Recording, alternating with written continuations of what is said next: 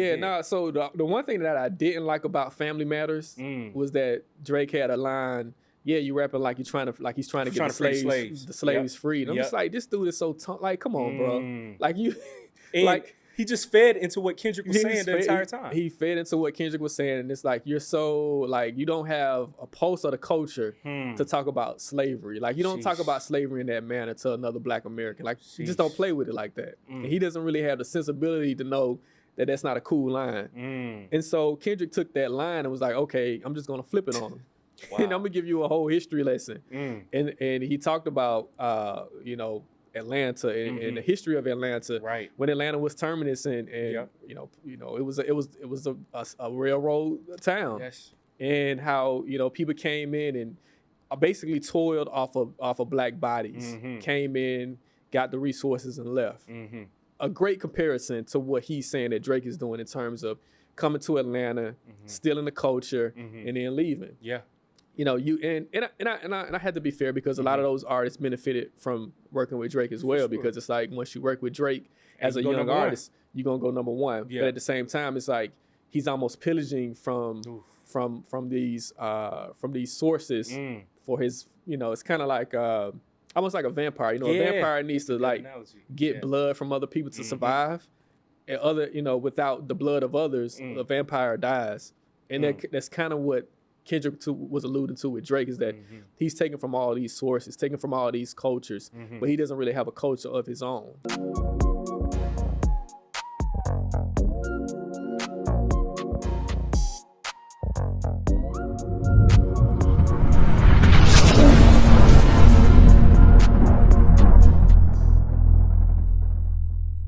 AR, how you feeling, man? I'm good, man. It's always good to be back here. Supporting, man. Yeah. It's good. It's great, man. Yeah. Hey, I appreciate you greatly, man. Part 2, it was needed. Hey, I had to send an emergency text message yo, so much had happened. Y'all, for everybody that's tuning in, clearly y'all can see part 1 and part 2. I will have them drop back to back because the Friday that we had AR, editor-in-chief at Atlanta Daily World, man, it was on that Friday, right before World War III happened. For sure. Hey, we over there thinking, all right, maybe like one diss track. Drake, do you think he's going to respond? Kendrick? Jesus Christ, man. We had everything happen that weekend. Honestly, everything that you said, it was like so prophetic. Yeah. Because you said Kendrick is very diabolical. He's very strategic. And honestly, AR, when you said that, in that moment, I'm like, yeah, he is, but I didn't truly know. And that was a masterclass, man. Again, for everybody that's tapped in, I am a big Drake fan, but as well, I love Kendrick. Kendrick too. Kendrick is a genius of our time. And honestly, I feel like it's Michael and Prince. Like both of them are GOATs. Whoever you like, you are well just within your right. But seeing that, man, AR, when you saw Drake drop Family Matters, and then 10 minutes later, you see me. Yeah, it was like 20. 20 minutes later. It was 20 minutes later. Not even 30 minutes. Yeah, it wasn't 30 minutes. That was so strategic, but what did you think about that? I mean, I think we had the conversation about, I guess, how Drake and Kendrick approached this situation. It was like, I always say that Drake was kind of like the guy in school where it was like he wanted to make the class laugh, and he wanted to kind of like, you always have that class clown that wants to kind of pick on people and like make the class laugh. Kendrick wasn't really worried about the class. He was worried about him. He wanted to make Drake feel bad. He wanted to make Drake second guess himself in terms of just his life. And it wasn't really about if Drake made good or bad music. Kendrick said, I like the bops. I like when you make me dance. Jeez. I don't like Drake when you act tough. And so, from that first conversation that you and I had, it was, I kind of felt that just following Kendrick and just following both of their careers throughout, just from a music standpoint, Kendrick is very intentional with everything he's done in terms of how he released albums. Like Section 80 had a feel to it. Good Kid, Mad City had a storyline to it as a concept album. To Pimp a Butterfly was a concept album. Damn was a concept album. Damn. Yeah. Mr. Morale and the Big Steppers concept. Like every album that he's put out has had a concept to it, and it kind of ties in to something bigger, some larger theme. Yeah. I thought that Kendrick my whole thing was that, you know, when we had the conversation, I was like, yo, I think Drake should stop. You said that. I said, I think it's going to get worse. Right. I said, it's going to get worse for Drake if he doesn't stop, because Kendrick is going to keep going and he's not going to stop until he sees blood. Jesus. And we saw that. And my thoughts was that Kendrick was going to have a concept album based off of dissing Drake, which he still could have. And I think he still has it. I just don't think he's going to release it now because it's pretty much said and done. Wow. But I think if Drake, I don't think Drake is going to release anything else. Yeah. He'll do subtle disses here and now, but I don't think he's going to release anything. But I think Kendrick did have something tucked away to really like destroy all of Drake's credibility. And that's why I was saying when we had that conversation before Family Matters and Meet the Grams dropped, I was like, Drake doesn't need to say anything else. He just needs to back away, kind of like what Cole did. Cole was like, yo, I'm not finna mess with this dude. He's a monster. This dude is a monster. He ain't rap type. Wow.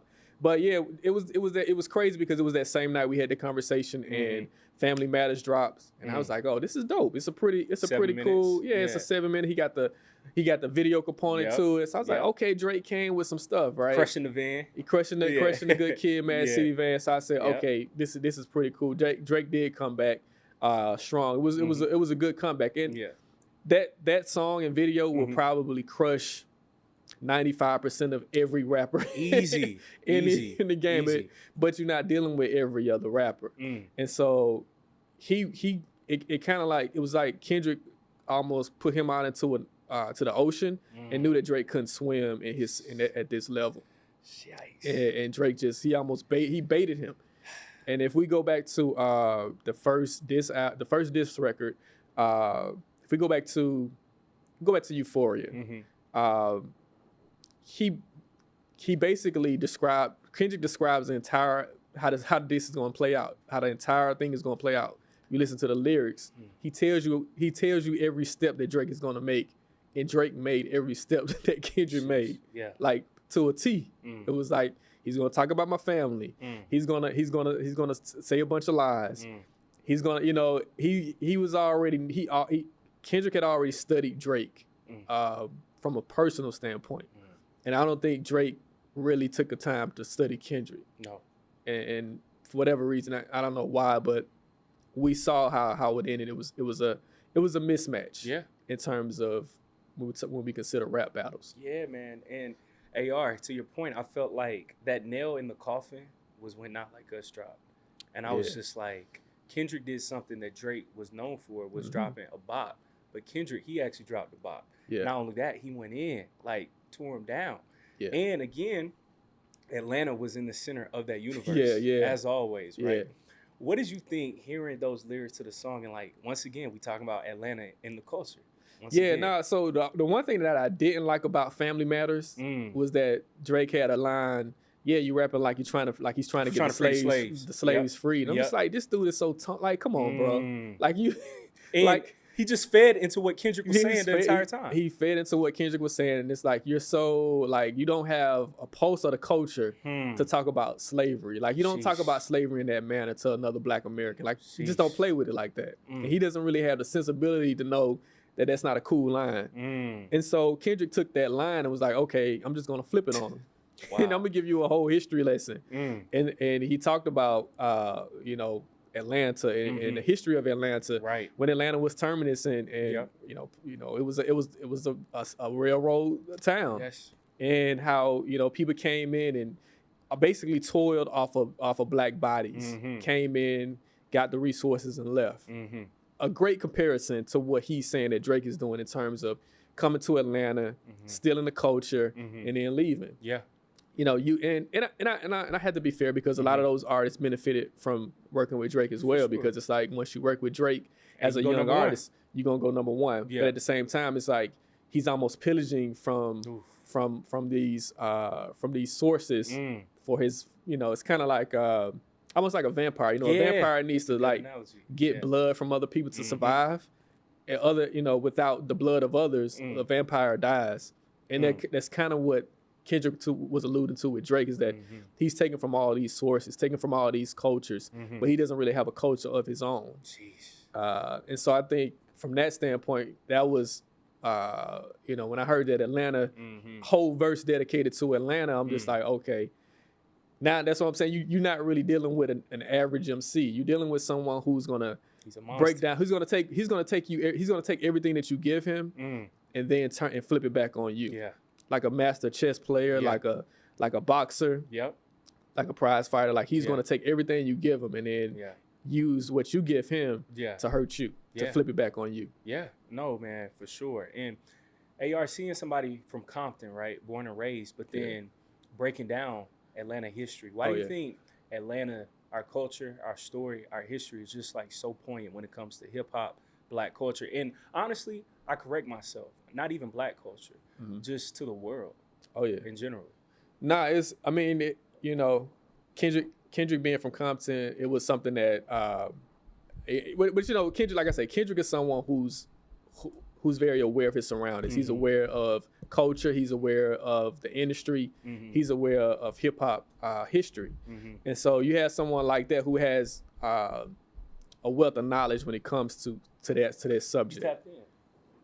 And so and so I wasn't surprised that Kendrick could go there, but you know, it was good that he did go there to kind of give Atlanta its props to say, okay, Atlanta is important to what culture means, and you're taking from Atlanta in a way to benefit yourself.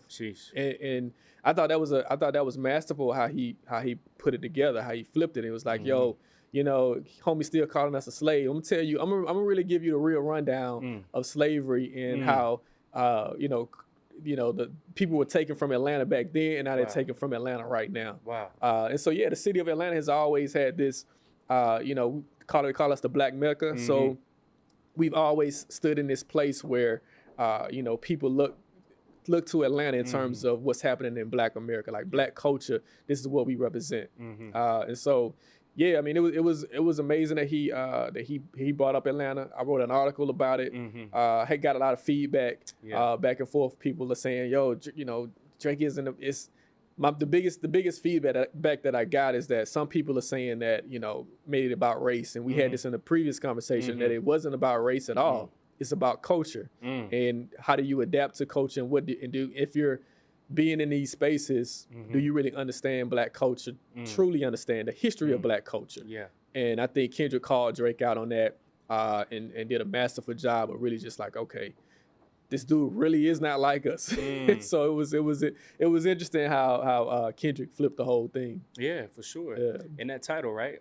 Not like us. Yeah, not like us. And I felt like that was such a very powerful title. And in that song, he pretty much exposed that. But why do you think Drake, he can be tone deaf sometimes? Because we've seen Pusha T talk about when it comes to Black issues, he's always silent, which I will be honest that we have seen Drake not really speak about those things. Do you think that Drake sometimes knows when to teeter on that white side and then when to tap into his Blackness as well? Well, Drake is a character. Man. Like Drake is a character. He's a great character now. Like he like no one has played a role of a hip hop artist better than Drake. Like we gotta give it to him in the sense that this has been his biggest role thus far. Sheesh. You know, he studies it's cosplay.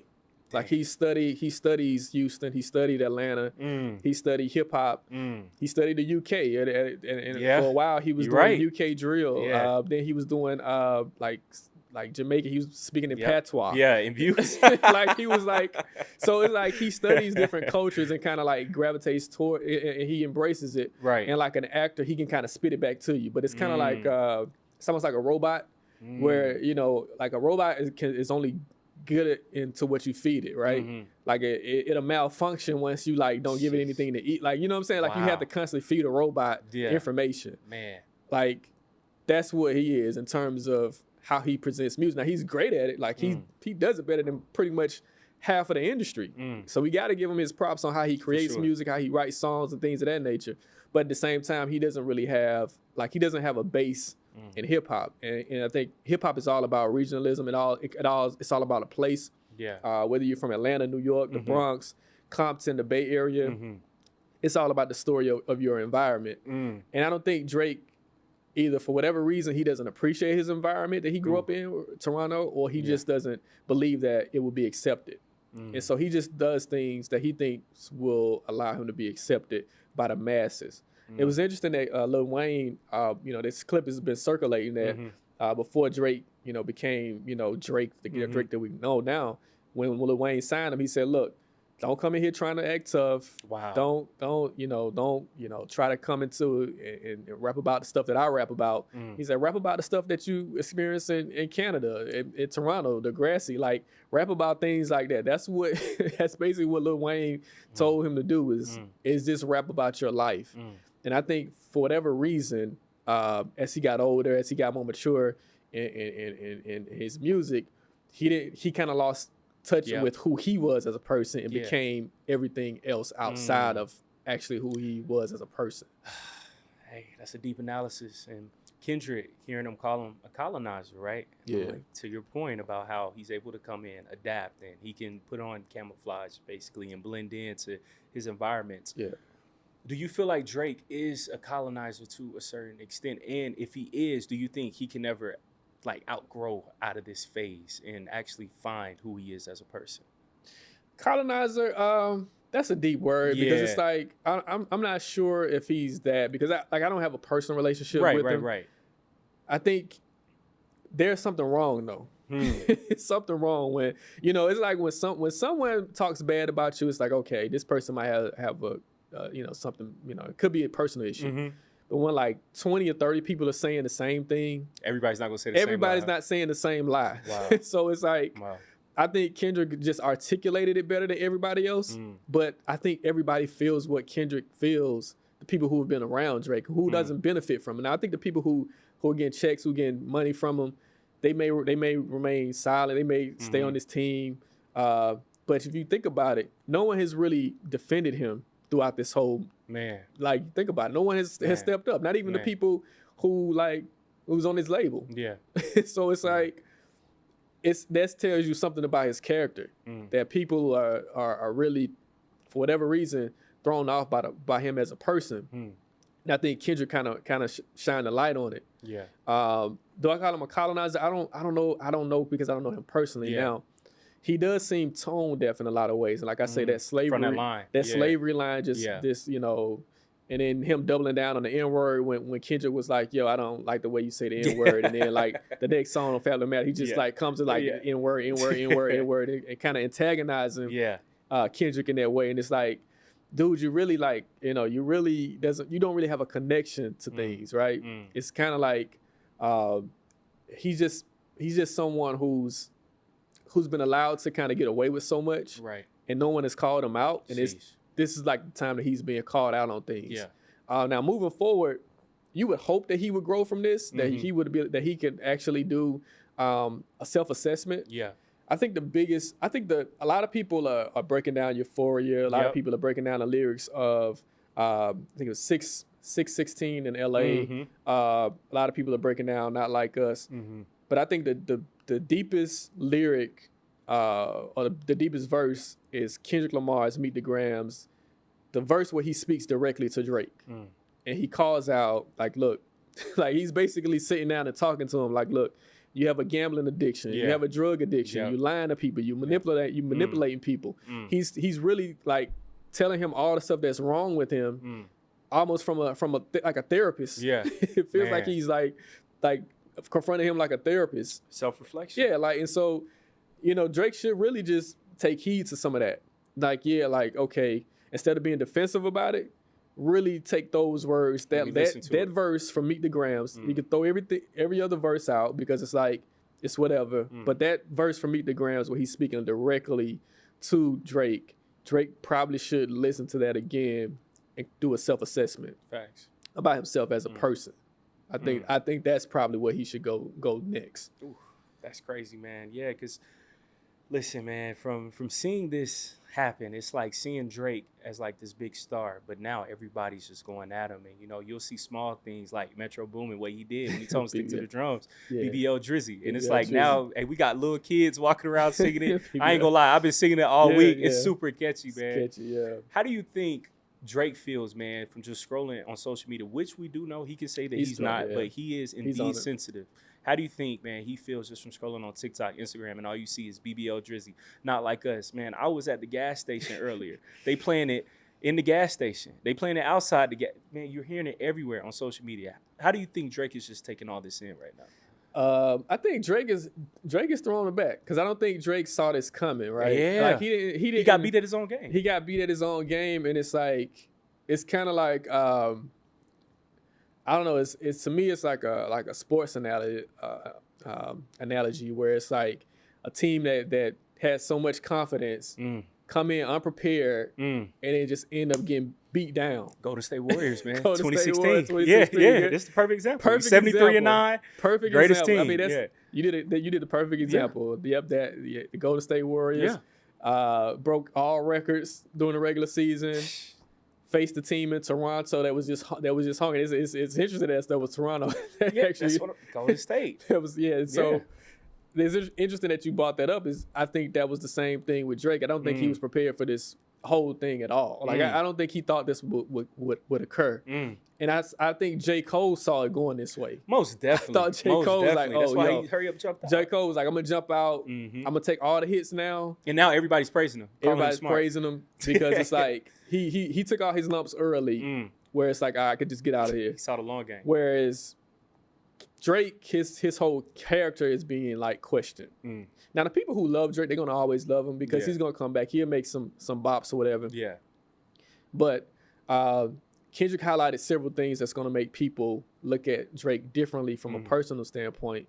Particularly his affiliation with young women. Yeah, it's really like people were just pulling out receipts. It is a track record. It has a track record with young women. I mean, the Millie Bobby Brown situation. Yeah, you know, I don't know what happened. No one knows what happened, but it doesn't sit right. It doesn't seem right for a 30-year-old man to be going to dinner with a 14-year-old child. So at that time, was he like around 33, 34? 33, 32. He was a grown man. Yeah, and you know, I don't know what grown man wants to hang around 14-year-olds. I mean, I don't want to hang around a 14-year-old. Yeah. We have nothing in common. That is not my family. I'm not mentoring this person in any type of way. I'm not talking to a 14-year-old child about boys and their relationships. Man. And so it's just weird. And so it's just like there's a lot of weird occurrences. Of course, the time when he kissed a young woman on stage when she was 17 years old. A lot of the Twitter posts where he's like saying that Billie Eilish, she was waiting for her to turn 18. Dang, I know. It's a lot of predatory type behavior. Yeah. And it's like, okay. And now Kendrick made it a bop. Where it's like, he's like, you know, Kendrick made an entire song basically calling this man a pedophile. Yeah. So he's like, you know, you got people, it's the number one song in the country. It sold over 1 million records in 1 week. And it's people calling you saying that you either, you know, you like little kids, like, and crip walking to it, and they having fun to it, you know, and so it's not a good look. So it's really a self-assessment to him, like, yo, grow up, dude. Like it's time to you done had your fun. Yeah, it's time to just grow up. It's time to really take things seriously. You know, you about to be 40 years old. That's crazy to say, man. Yeah, time flies. He's about to be 40, and so it's like, yo, it's like, you know, you hanging with Yachty, you hanging with all the, you know, you're trying to get that young energy, which is okay. I mean, you know, I'm not saying you know, as musicians, you always want to be on what's next. Yeah. But at the same time, it's like a lot of his behavior from a personal standpoint, it's not going to fare well because people got receipts. Yeah. Now, on the flip side, he said that he claimed that Kendrick had a domestic dispute with his wife Whitney. Yeah. And that's, you know, we shouldn't, you know, that we should take that seriously as well. But at the same time, there's no real receipts. You know, you had this woman on social media talking that she's saying that this is what she saw, but we haven't seen any police reports. We haven't seen anything that's concrete to say that Kendrick Lamar is a domestic violence perpetrator. It's something that you can't really hang your hat on. Yeah. But if from the Drake liking young women or just being adjacent to young women, some context there. It's some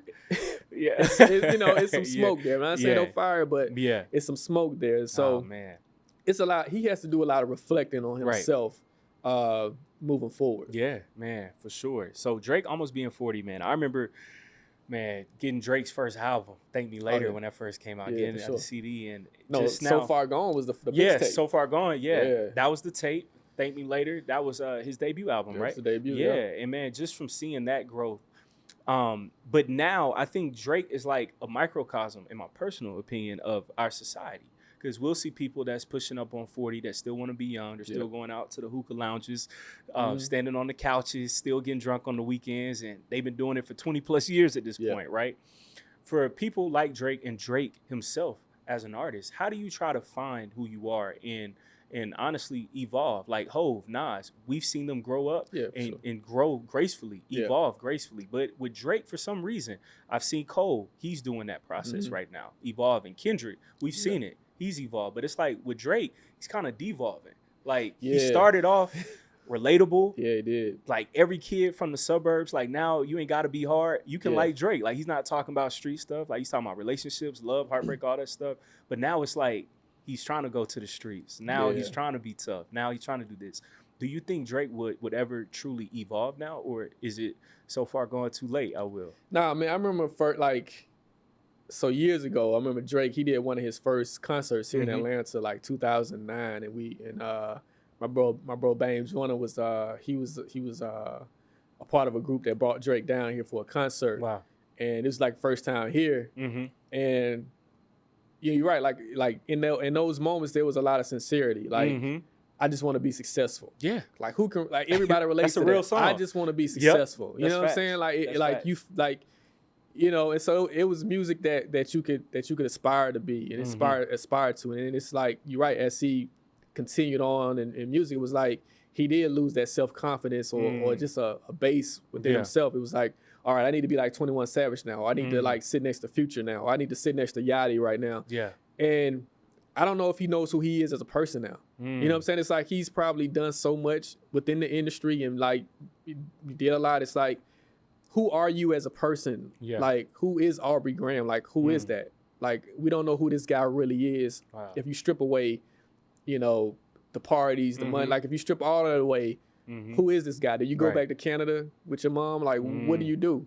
Like, what's your base? You know what I'm saying? So it's like, and that's another thing that Kendrick one-ups him on. Like, if you take everything away from Kendrick today, he can still go back to Compton and be respected. That's right. You know what I'm saying? He can run from Mayor of Compton and win. Yeah. You know what I'm saying? Like, he has a base where he can go back to. Yeah. I don't know if Drake can go back and has a base. Like, that's probably his biggest thing is that I think he's lost himself in this whole thing. Yeah. And it's easy for that to happen in the industry because, like you say, the industry, everything happens so fast. Yeah. And you exposed to so much at a young age. And it's like, how do you adjust as you get older? How do you adjust? How do you mature and get older? And so there are ways to do it. And this, like I said, this may be a wake-up call. Yeah. I think right now his ego may be too big for him to actually do a self-assessment. He need to get up, AR. He got to respond, bro. I don't know if it's going to happen. But I think Kendrick humbled him in a way that he's never been humbled before in life. I don't think this has ever happened to him in life ever. Like, no one has humbled him to this point. Like, Kendrick exposed him in a way that I don't think any rapper has been exposed like this ever. Like in the history of hip hop, we can go back to Roxanne Shante, we can go back to KRS-One and MC Shan, Ice Cube and NWA. Yeah. Like, I don't think over Nas even Nas and Hove. Like, you talk about the greatest rap battles. No one has been exposed to this magnitude. Jeez. So, if there's anything that's going to cause you to self-reflect, I think this is it. Other than if he does a self-assessment after this, it's never going to happen. He's truly tone deaf. He's tone deaf. That's a sign. Yeah. Man, in prep for this conversation, I was going down Kendrick's files, just seeing him before Mission Morale, before that album came out, and seeing how, he took his trip to Ghana and spent time out there, and, seeing his old Noisy interviews when he's posted up in Compton. And I think what makes a Kendrick so dangerous, just like a Nip, they're people that's tapped into the soil, but also super intelligent. They can make great music, which I think a Drake you could be jealous of knowing, okay, he can still be in the hood, he can still be amongst his people, but he can also make hits. He can also have substance. With Kendrick, right, what do you think makes him so conscious as an artist? Because even like right now, not like us, he's still breaking down history, but it's still a bop. His albums, he's still breaking down deep stuff, but it's still bops. What do you think makes Kendrick just so socially aware and conscious as an artist? I just think that's who he is as a person. I think Kendrick has a very I think from his family life, his family, his parents from Chicago moved to LA, and then you think about the LA environment, right? That kind of forces you to grow up a little faster than you probably would want to. For sure. With the growing up in environments where it's a lot of gangs and things of that nature. So Kendrick had to be self-aware early because if you think about it, like in a place like Compton, in the era that Kendrick grew up in, late 90s, early 2000s, you kind of had to be aware because it was almost like a life or death situation if you didn't have that awareness, not just about yourself, but your surroundings. Right. So you got to almost have to have your head on a swivel at all times. You got to pretty much know who you are, what you represent at all times. Jeez. And Drake never had that. Drake never really had that type of, he didn't have any type of fear growing up, in a sense where a mistake could cost you your life. When a mistake can cost you your life, you kind of you're a little bit more focused, you're more attentive, and you really take your time with things. Because you know that one small mistake could either cost you your life or you end up in jail. So it's the stakes are higher. So you get that awareness a little bit earlier in life. Whereas Drake, I don't think Drake ever had that. So I don't think Drake ever was in a situation where it's like, oh, if I mess up, that's a wrap. It's a wrap. But if you go up in Compton, you mess up, wrong color shoestring. You know what I'm saying? Yeah. But it's like that though. It's like, yo, you got to really be self-aware, and you got to be aware of your surroundings. And that's I think all of that stuff informed Kendrick early on, and he was able to use that and turn it into art. Yeah.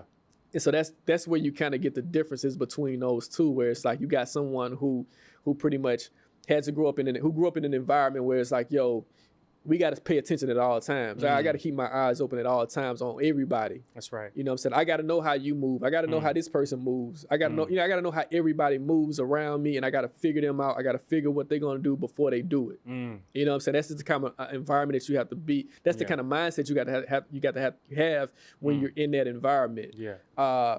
And Drake just didn't have that. Like he didn't.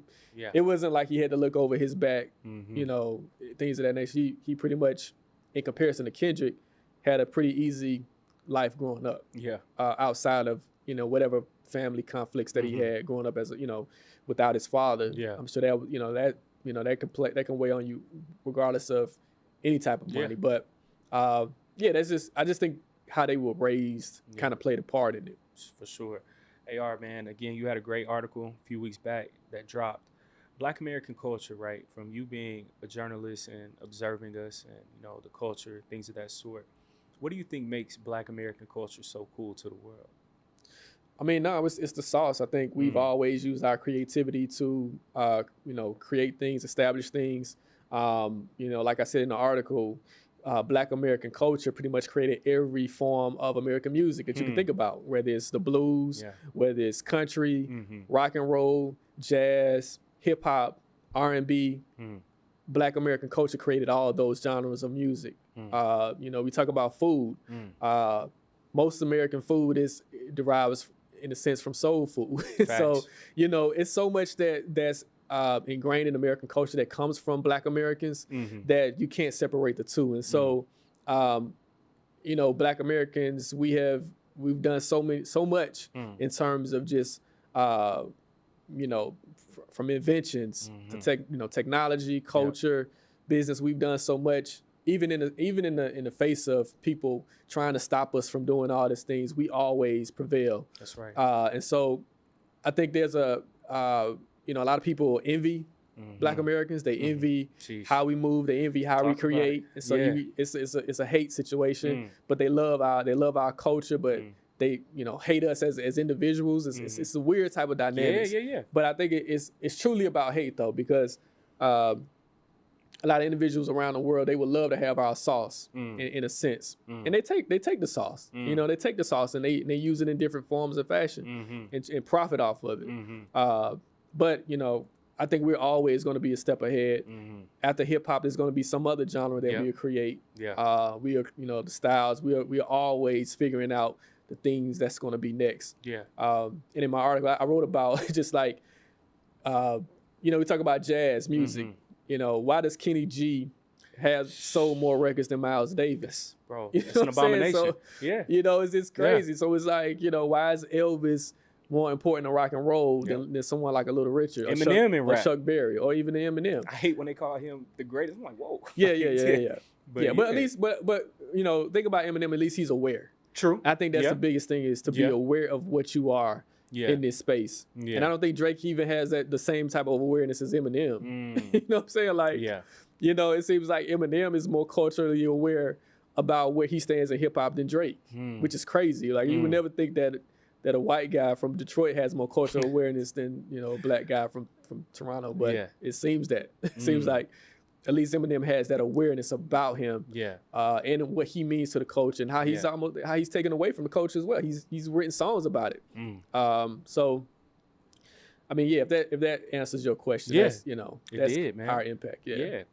Listen, on that same standpoint, Black American culture, Zay, he actually talked about this. I'm on his podcast. Y'all check that out, Paradigms and Perspectives. But there's this crazy question on TikTok, AR. You know, since you wrote a great piece on this, there's been this debate, which is no debate to me, but do Black Americans actually have a culture, which is just an asinine question. But however, I'm going to ask a real expert who actually observes culture. Do Black Americans have a culture? If so, could you break that down for us? No, I saw what's that streamer, Kasana? He said something too? He said, Kasana. Bro, folks wilding, man. Kasana said it, and it's just like, he dressed like a Black American. You got to but no, he's benefiting from Black American culture. Wow. So it's like all those streams. It's like, all right, dude, why are you doing reviews on our culture? Like, Facts. We don't have no culture. Leave us alone. Like, don't. Like, he did a whole review on Not Like Us where he's getting up and dancing and all this. I'm just like, come on, dude. Get out of here, man. Like, but, you know, it's, like I say, it's an envious, I think people envy us. I think, you know, and a lot of times it's really, like I say, it's a form of jealousy where it's like, talk about it. You know, you see the power up that we have. You see our vibranium. Like, we see that we have this, you know what I'm saying? We have that, you know, that power to create something from nothing and impact the world. That's right. In every form of fashion. It's anything that we do that we really set our minds to, we get in it and we dominate it. And people know that. And I think that's why there's been, even from a legal standpoint, from a legislative standpoint, to try to keep us away from these things.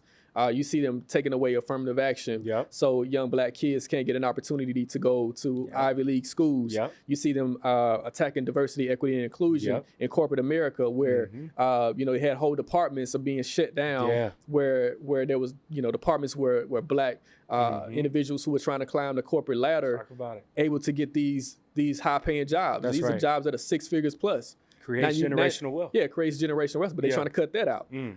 You see, even they're trying to take out diversity in terms of small businesses, where they're saying that, okay, if you're a Black person, how do you? So the SBA, they had this thing where it was like, initially, if you were a Black person, a minority, woman, things of that nature, you could get you could qualify for certain loans and grants. They're trying to take that away, and they want you to basically say, you write a letter to tell them how you were being discriminated against because of your color. Wow. And so, you know, that's my whole thing. It's just like, there's an overall attack on Black people, and like this next election is going to be tough. And I wrote a piece about, you know, Drake and Kendrick was, you know, it's kind of like a political debate. But I said, you know, this Biden Trump thing is going to be more dangerous, because if Trump gets back in, it's going to be hell for Black people in terms of diversity programs, in terms of affirmative action, in terms of just how Black people who are in who have small businesses are able to get grants and funding. And so I want Black people to really pay attention to what's happening and don't get caught up in the emotions of who's who or what's what. It's like, you got two choices. You got Biden and you got Trump. You got one person who may not do a good job, but you got a person who we know is not going to do a good job. And so you gotta be focused now. And this is about economics too. Now this is really the economics of things. Can you go into a bank and get a loan? You know what I'm saying? You know, there was a time when you get if you were a black business, they had grants where it's like, okay, you're a black business owner.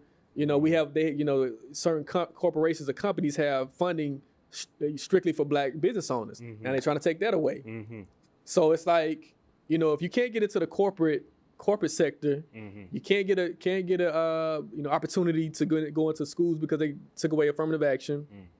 You can't get a business loan if you want to start your own business.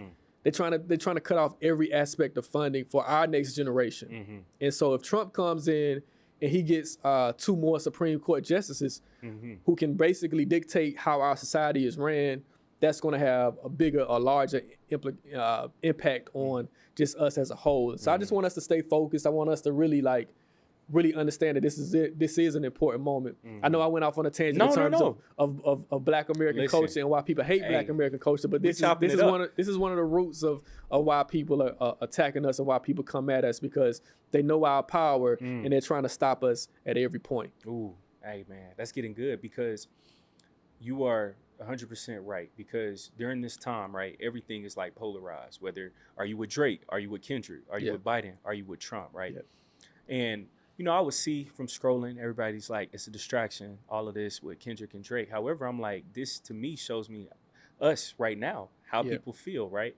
Our political climate, how people feel about society, all of those things, right? That same consciousness that you have right now, right? How can we apply that and learn from what's going on right now and apply those same things, how everybody's riding with Kendrick for being for the culture, for the people when it comes to voting, being in those booths in the communities as well? Yeah, no, I wrote a piece, article, and thanks to alluding to that article, basically comparing the Drake versus Kendrick battle to a political debate, Biden versus Trump. Like rap feuds are basically political debates where we use elections in terms of in our society. Elections are ways that we correct our culture. If we see something that's going bad, then we look to candidates to be our leaders to correct whatever is happening in society to make some form of correction. Right. That's our political system. In terms of hip hop, with this Kendrick and Drake situation, I think it's the same way. Now, there are some rap beefs that just shouldn't really get mentioned because it's just stupid, just idiot. It's just like, you shouldn't mention them. But I thought the Kendrick and Drake rap battle had a bigger impact in terms of what they represented for the culture. And I talked about this in our first interview, where it's like Kendrick represents almost someone who's more cerebral. When you hear a Kendrick lyric, you may have to pick up a dictionary. You may have to go back and actually study some of the lyrics. Look some things up. Over the last 2 weeks, I haven't heard people decipher lyrics in a way where it was like, I haven't heard this in years, where it's like, oh, Kendrick said this when he did this. And I'm talking about people are creating essays on Kendrick's lyrics. And we haven't had that in hip hop in a long time, where people are actually deciphering what this guy is saying, the quadruple entendres and how one lyric can mean several different things. I mean, there've been whole short documentaries on YouTube. There've been essays on prominent stations. I mean, it's been covered by ABC News, CNN. It's been covered by every single major platform. And all of this wasn't happening a couple of years ago. And I don't think you can do the same thing with Drake. Now, Drake has a few subtle bars where it's like he's witty. But I don't think you have to pick up a dictionary and actually study what he's saying and kind of to figure it out. I think Drake makes it plain and simple. If you want to hear, you want to have fun, you understand what Drake's saying the first time. Whereas with Kendrick, it took people a week to really dissect Euphoria. Jeez. Like, people are still coming up with things about Euphoria. And it's crazy. Yesterday, I actually discovered something else about Euphoria that was kind of tied into this whole thing. So a few weeks before the whole thing jumped off, Emma Thurman, she tweeted to Drake, "Hey, do you need my suit, my Kill Bill suit?" Because Drake, you're going against all these people. Yeah, you're going against all these people. So Drake is like, yeah, it's 20 versus 1. And so Emma Thurman, who starred in Kill Bill, she tweets, "Hey, do you need my suit?" And it was a funny, tongue in cheek type thing. And she's like, yeah, alluding to Kill Bill.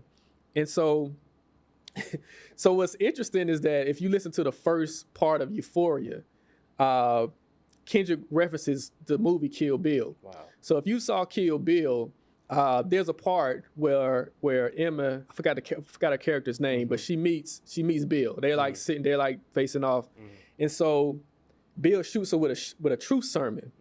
And so the truth sermon is something where he calls her a liar. He's like, yo, you manipulative, and then he shoots her with the truth sermon, and then he's just like talking to her. He's like, yeah, your superpowers are dwindling. You know what I'm saying? He's just like talking to her. He's like, just kind of breaking everything down. And he was like, yo, after I shoot you with this, you're going to have a brief moment of euphoria. And so, Kendrick tied this whole Kill Bill thing all together. And so it's like, that's different. And it's and if you listen to Kendrick in that first like 30 seconds of euphoria, he's almost, it's almost the same monologue that Bill had in Kill Bill, where he's like talking to Emma, like, look, you a liar, you manipulative. Christ. Yeah, I see what you're saying. I was just flowing and together. I done hit you with the truth sermon, Wow. so now you're gonna have to tell the truth. Wow. So Kendrick's views, that's what I'm saying about this dude is using layers and making you pay attention to the music. And that's something that we haven't really had. Yeah. In terms of hip hop in a long time. And so I'm very appreciative of that.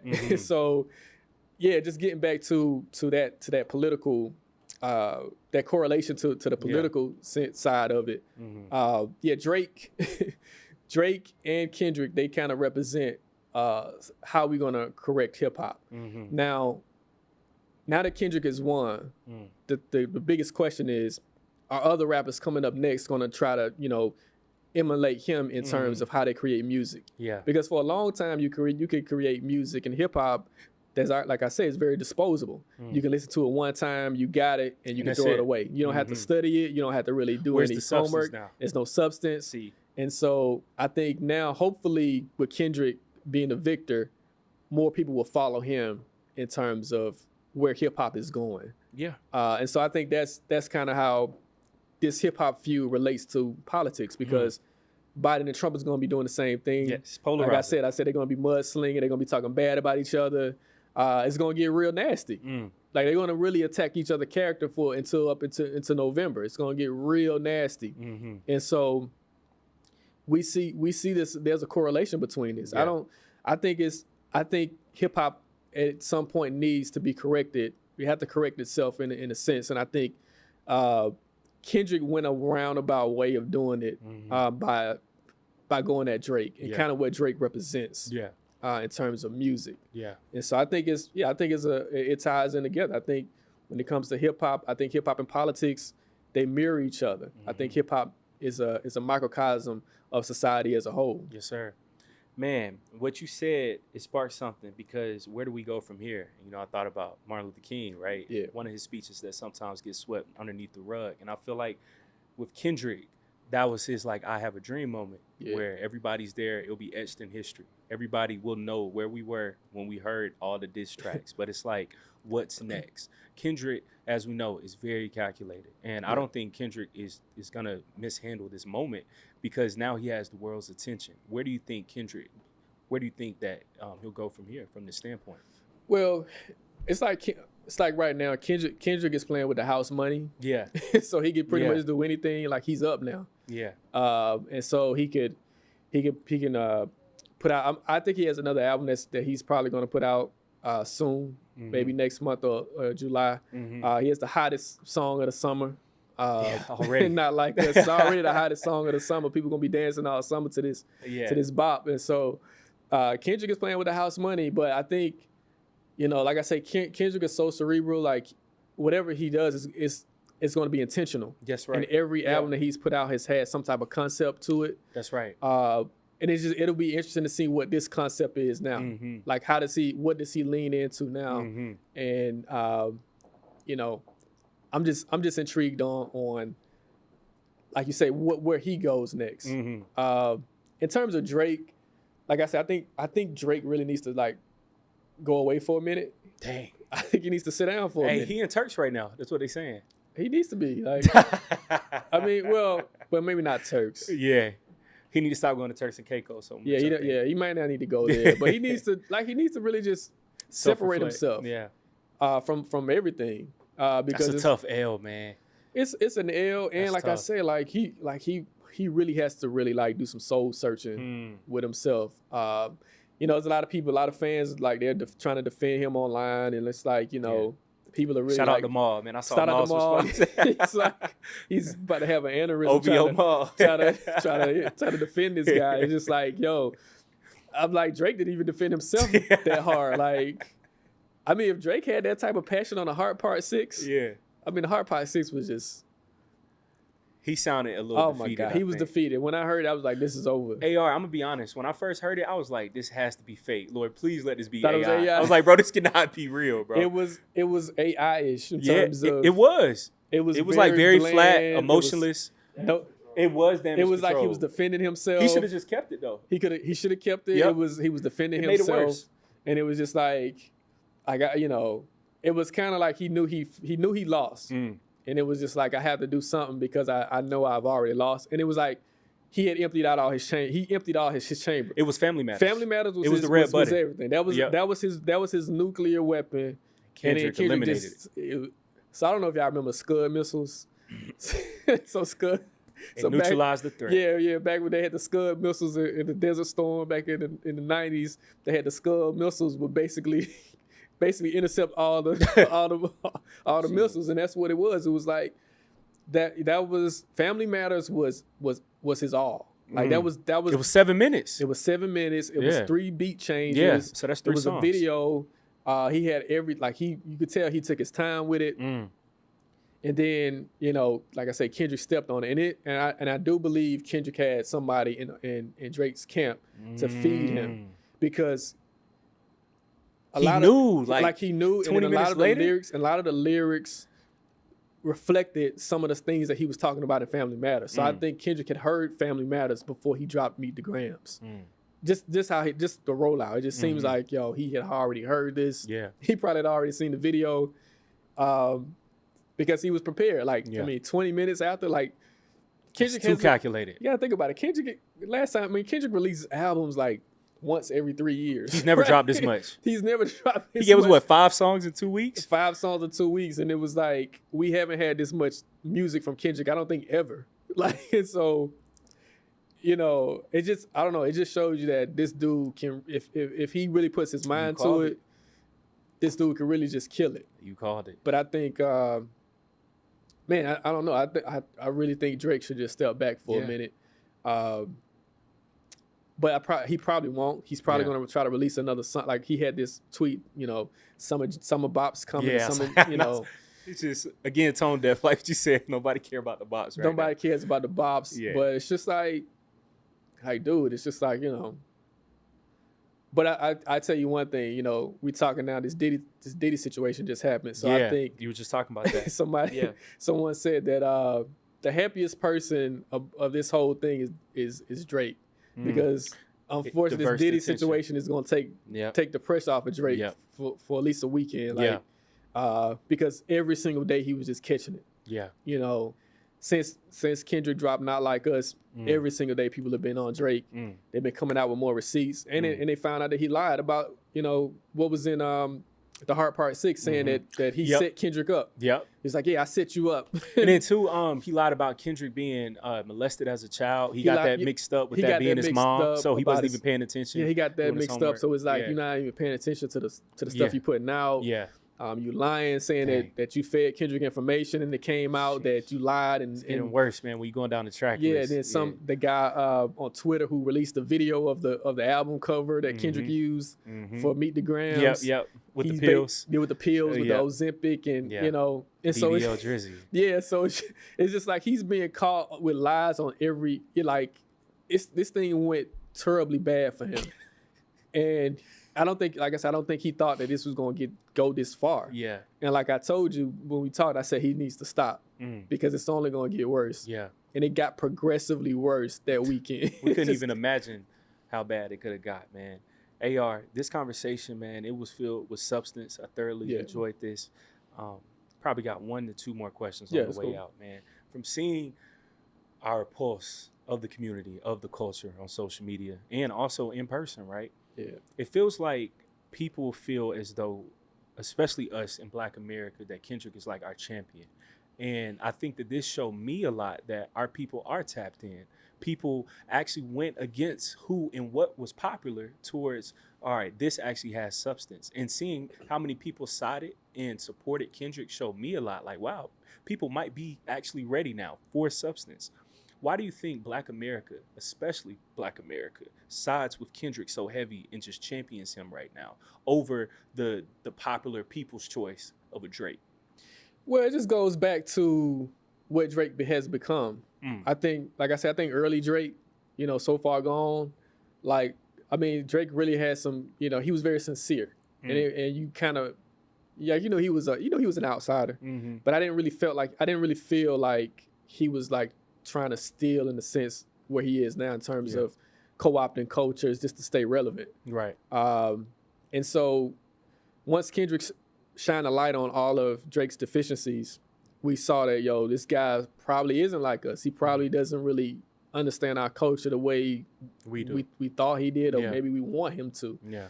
Considering that he's such a prolific artist. Right. Being the top selling rapper, we would want someone who's a top selling rapper to have that type of substance within them, but he just doesn't. He's just not equipped with it. Yeah. Whereas Kendrick he's equipped with it all. He's had several anthems. When people doing the George Floyd protest, they were playing Kendrick. Yeah. That's true. We gonna be all right. You know what I'm saying? Like that was like our Negro spiritual. Like, it spoke to the people. Yeah, it spoke to the people, and it was something that we could all get behind. And like, we gonna be all right. Yeah. And during those George Floyd protests, people were bumping Kendrick from Atlanta to LA to, that's an excellent point. From a global standpoint, people were playing Kendrick Lamar during the most crucial moment of our generation in terms of race relations. Yeah. They weren't playing Drake. They were playing Kendrick Lamar. And so that just shows you how he's touched our community in ways that Drake hasn't. That's right. I don't even know if Drake wants to touch our community in that way. That's a whole nother conversation within itself. That's a whole other conversation. If he wants to even... It might not even be his goal. That might not even be on his mindset to even touch the community the way that Kendrick has. I mean, he's basically taunted Kendrick for being like that. Dang. You know what I'm saying? He's taunted Kendrick for like being someone who's like that's for excellent. The people and doing things of that nature. Yeah. So I think of course the people who listen to lyrics, the people who have some sense of education, they're gonna side with Kendrick. A lot of people who just like the club bangers and like to just have fun and chill, they may side with Drake. But I think it's opposing views from both sides. That's where it's like one guy represents one thing, one guy represents the other thing. Yep. And who should we all follow? And who should the culture follow? That's right. And I think Kendrick made a good point of you should follow him. But at the same time, I'm not sure if Kendrick wants us to follow him, because on Mr. Morales and the Big Steppers, he said, "I'm not your savior." Listen, I respect that though. You gotta respect it. He's like, I got flaws too. I'm not just like you. Yeah, I'm just like you. I'm not your savior. So it's like he's broken it down on all levels. Like, you can like the music, you can like all this, but pay attention to who you follow at all times, and follow the message, not the messenger. Follow the message, not the messenger. So, I just think Kendrick, from an overall standpoint, more complex. Yeah.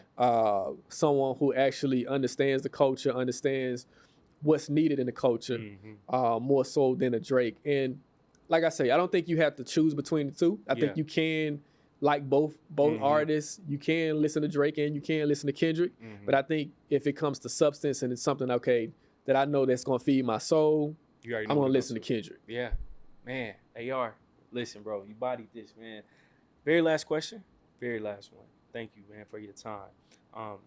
Again, so many times we get caught up in social zeitgeist and everybody's trying to argue, debate who's right, who's wrong. However, I see nobody asks what's the solution. Sometimes we don't try to like walk away with something, right? So I will ask you this on the way out. What is our solution? What can we take from this epic battle, epic war between Drake, Kendrick, good and evil, people who were conscious and woke, and all the people who were still asleep, unfortunately? So what is our solution? How can we take something positive from this moment?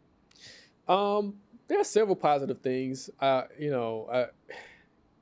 It's interesting that there was like there've been several clips floating around about high school students, because I think high school students are kind of like the pulse of where hip hop is all times. I think, from age like 12 or 13 until like 18 or 19, that age group is kind of always kind of dictate what's hot and what's not in hip hop.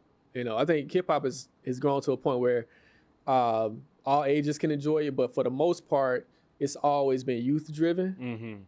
And so kind of, whatever the teenage to college age students, whatever they're vibing with, that's kind of what is recognized as hot. Right. And you've seen a lot of teachers and professors come out saying that a lot of the students now are excited about what Kendrick was saying and what he represents. Yeah. So even if you throw away like all the mudslinging between the two, you could take away kind of, just creating art that's everlasting. Yeah. Art that's gonna make you think. Art that's gonna like have some type of critical analysis to it. Yes. I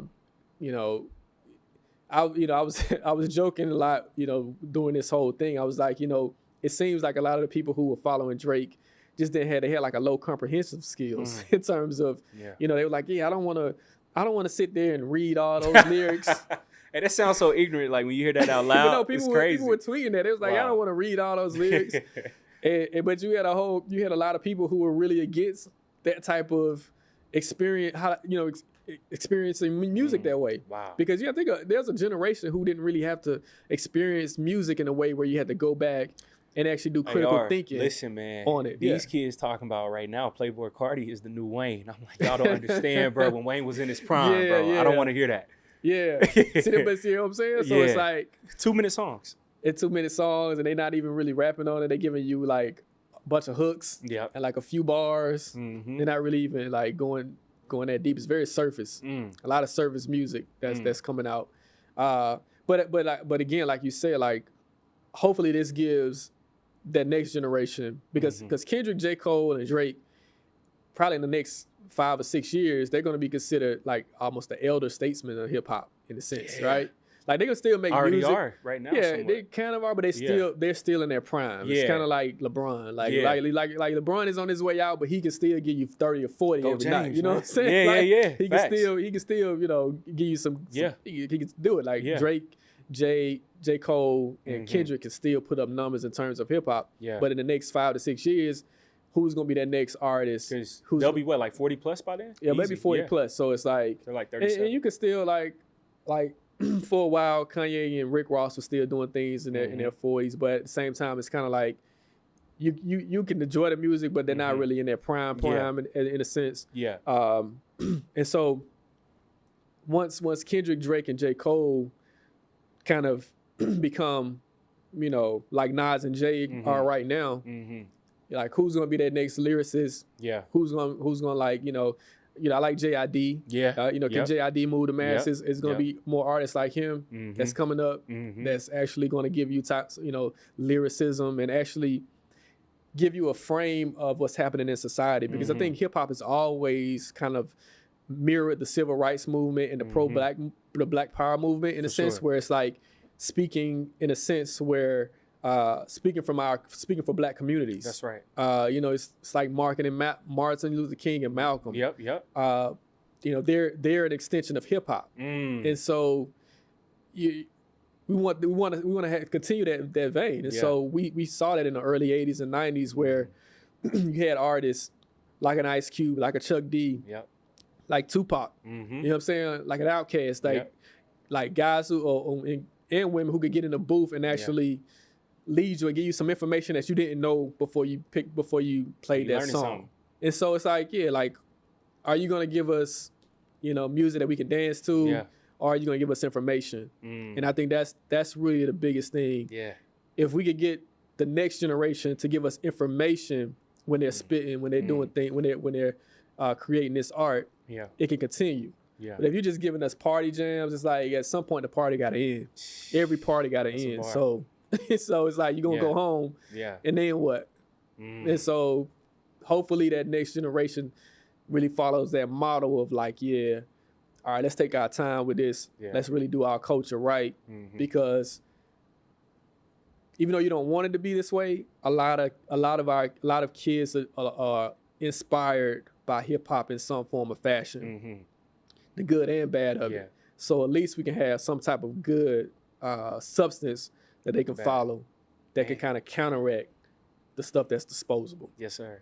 Yeah, man, that synergy, it was crazy, man. We talking about Martin and Malcolm and hip hop, and that's like right behind you. Personified with Outkast and all of that. So AR, he didn't even plan that, man. So I didn't plan it. Bro, this conversation, I thoroughly enjoyed this, man. It was fire. Where can everybody check out Trap History, buy the book, Atlanta Daily World, with your articles, all of that good stuff? Check out Trap History, currently on Amazon. Get the book now. Follows the history of trap music and Atlanta culture. Check out my articles on Atlanta Daily World every day. So, just follow my movement, AR Shaw 23 on Instagram, AR Shaw on Twitter.